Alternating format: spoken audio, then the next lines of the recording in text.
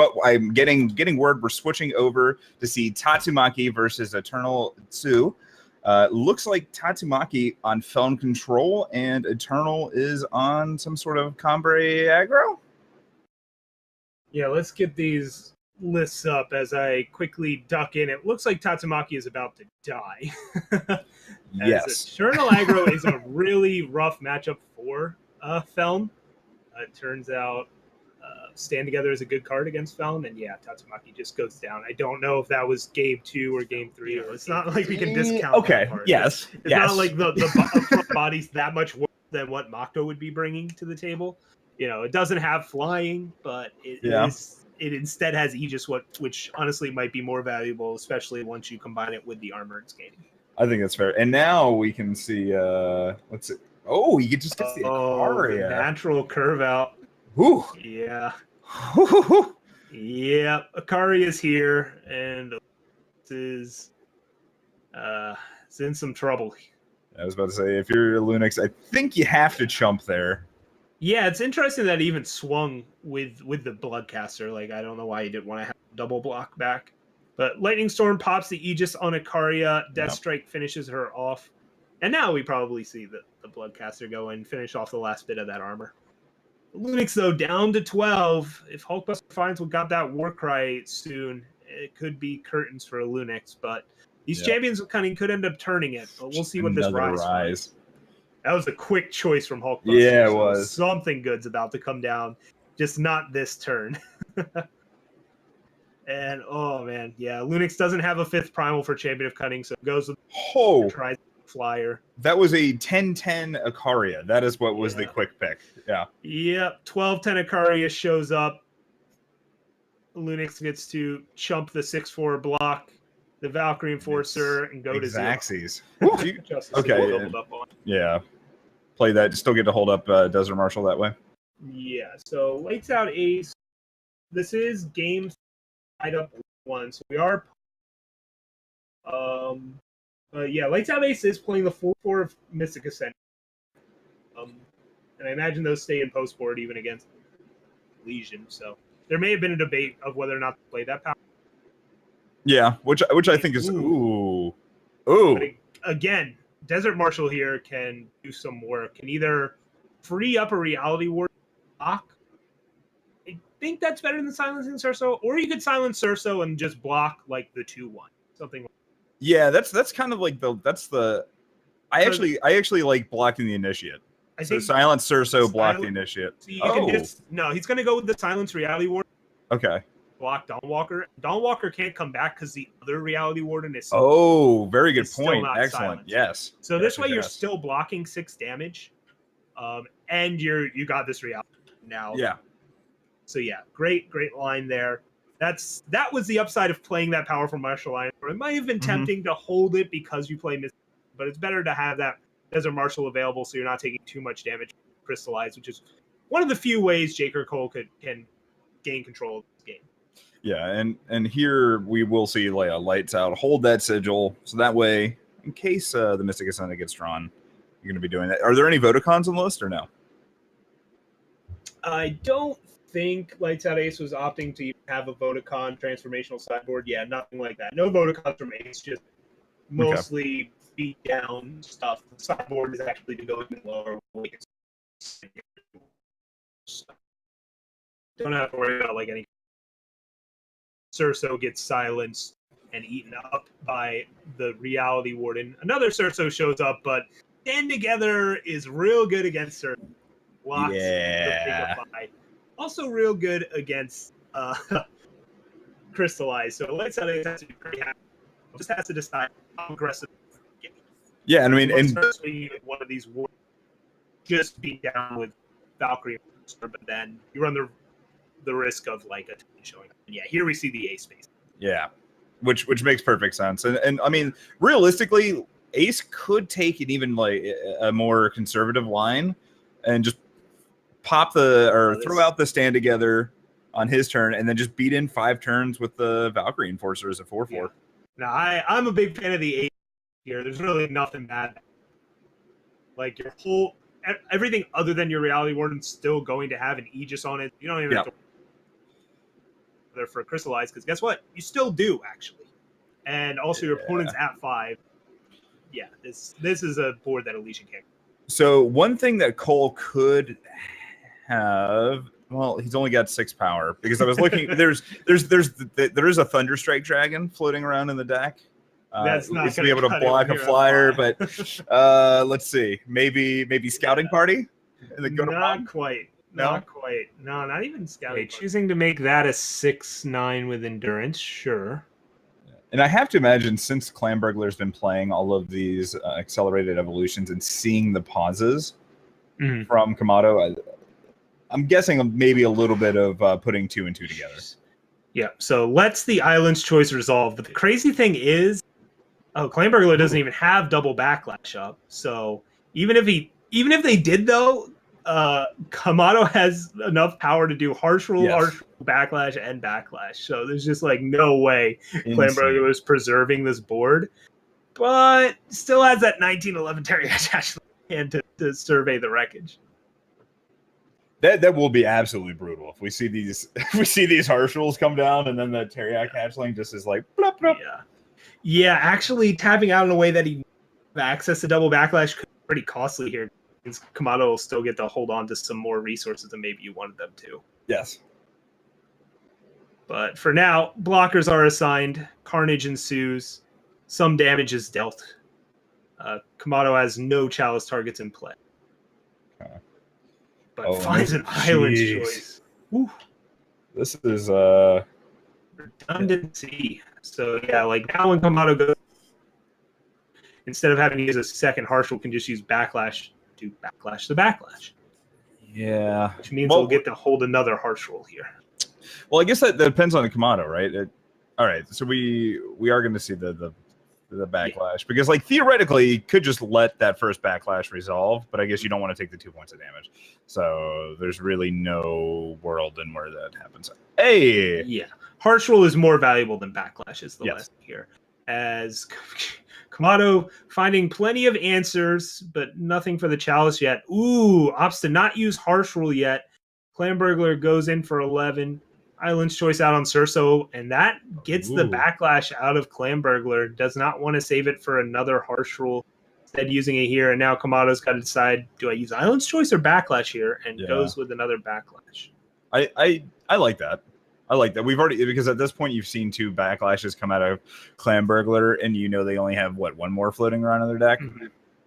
Yeah, and here comes the hatchling. Oh, no. And now the harsh rule is going to come. Oh no! Or a Vanquish, or an Island's Choice. I don't know which. Kamado's got their pick of the litter here, as both players have ran out of units now. Yeah, I felt. Do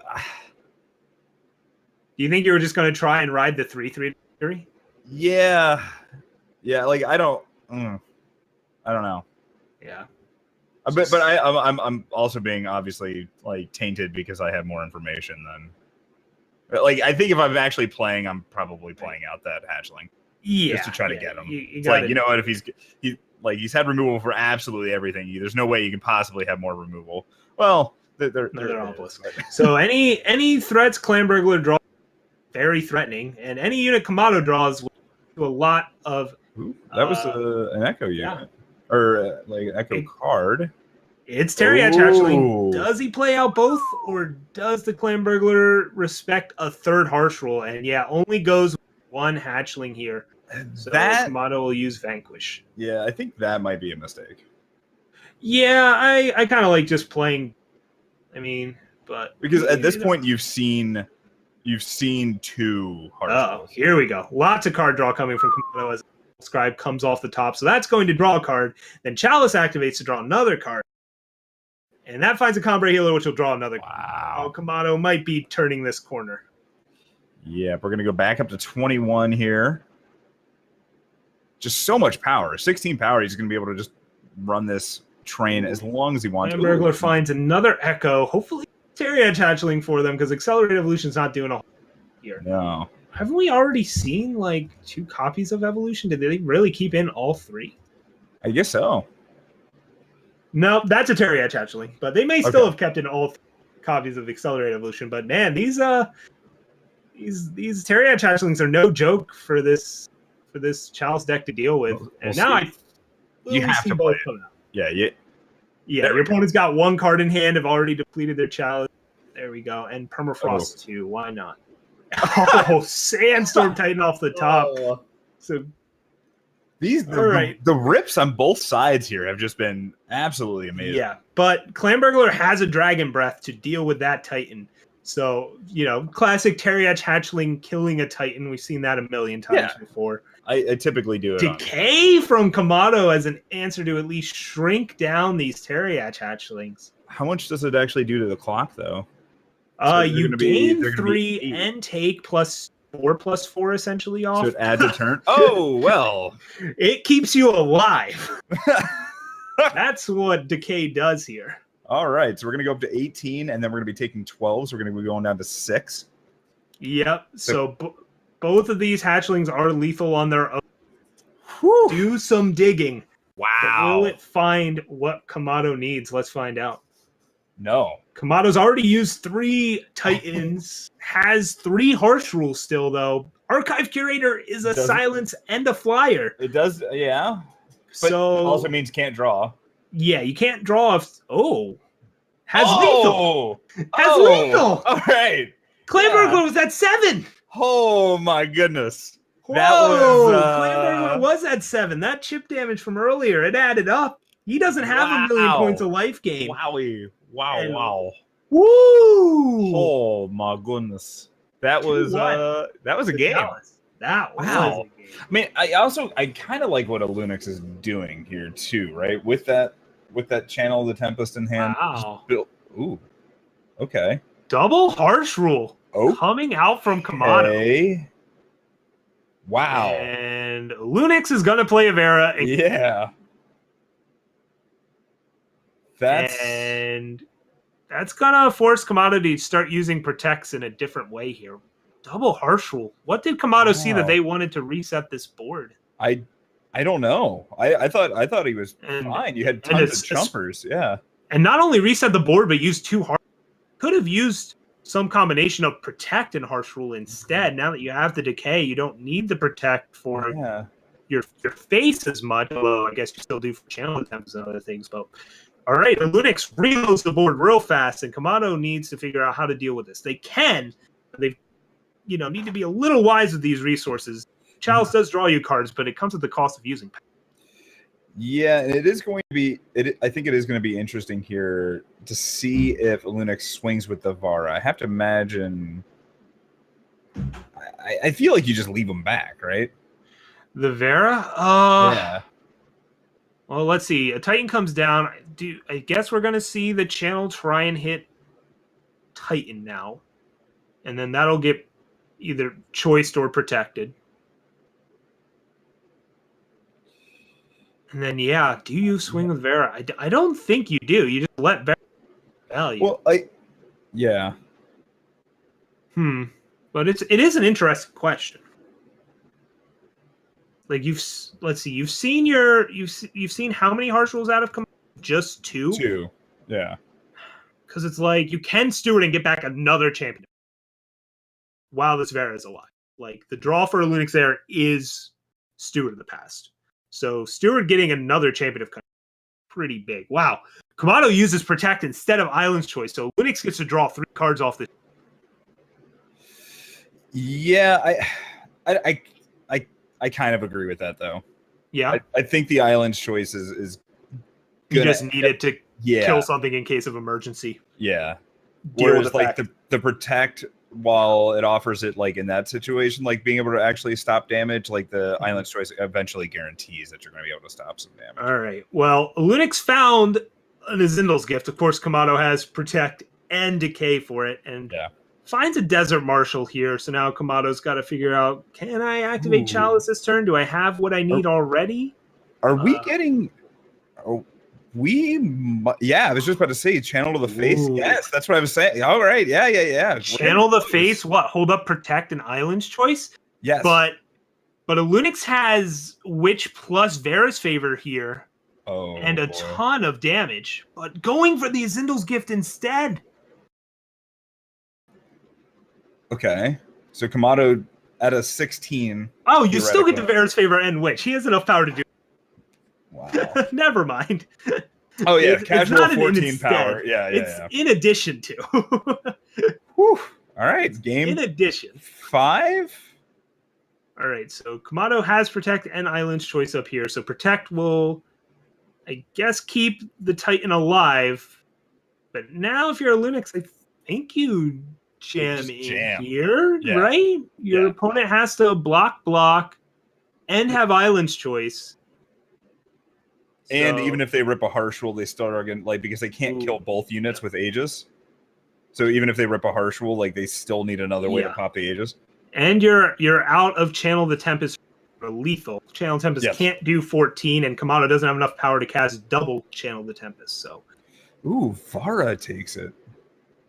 Okay. Yep, Vara gets eaten by the Choice, and one champion remains in addition to the rest of the board. Kamado does not have a heart. Yeah, I think we're going to see Desert Marshal pop an E. Desert Marshal pop an Aegis and then channel the Tempest on it. Well, I was going to say activate Chalice on the Marshal to try and preserve power, because if you use your other option is channel the Tempest, pop the Aegis on Champion of Cunning, hope to find Partial, use Harsh Rule, but then your Decay gets discarded. You still have a gift on your face. Your opponent drew a bunch of cards. So I think you need to go with the cheaper draw here, even though you're seeing cards. Because this gives you an out to still use Decay and Harsh Rule, but does not find the Harsh Rule. Yeah. All right. So Decay comes out, Titan comes down. Okay. But they are dead to an A space here. I mean, you just play the Vara, get back another Vara. You don't have to do any of that. Yeah. Again, just to show. Just to show. Yeah, sure. It's gonna be interesting to see if like Kamado's okay. Does decide to chump block here. Holding up Wisdom. Kamado gonna Wisdom at turn. Or we'll see Desert Marshal. But now that there's a second Champion of Cunning, which Lunix got off the top, maybe something else. Notably here, Lunix also drew a Zindel's Gift. Chose not to use it there. Interesting. Yeah.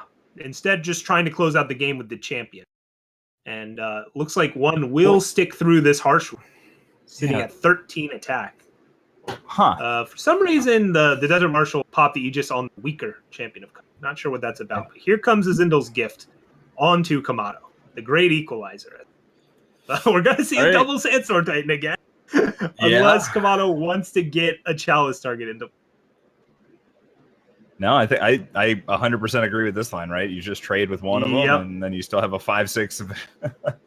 So Lunix needs to draw a Haymaker, Withering Witch would end the game. I don't think that's what we got, because we haven't seen a play out of a Lunix yet. What is the draw for a Lunix here? Is they're facing down a strong counterclock here. Yep, Felm Banner is it, and Otto gets to kind of reload the hand before it gets to again. No, they don't. Channel the Tempest, not so good with this spot, and Island's Choice doesn't do anything either. But you still can A space here. I think if you're Lunix, you have to take it. Yeah, no, I 100% agree with You're this. Playing to which being you're out. But it looks like Kamado might have this. What does off the Zavera, a Withering Witch, something? Attack. That's a desperation swing. Uh-oh. Does he see the block? Oh, Kamado fan the line. There's a block. Lightning Storm. All right. Concede. Another lightning. Oh. There it is. Wow. And a nail biter. Yeah. Well, sideboard Gift doing work, but sideboard Sandstorm Titan doing just a little bit more. Wow. What a finals. Oh, I know. Seriously, congratulations to all the players in the ETS today, because you got to get free tournament practice for free.